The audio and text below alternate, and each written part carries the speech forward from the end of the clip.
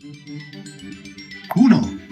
2, 3. How to optimize the joystick control movement. If I move farther forward, the cat moves. But if I keep the joystick somewhere at the middle in between, it has no response at all. So one solution to solve this problem is to go to the player, and then here's one C# code called player phone movement.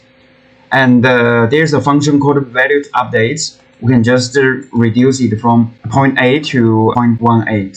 So, and also the positive is for moving forward, negative is for moving backward. I'm going to share all of these codes on the description below. And now let's control and save it. And we have a try.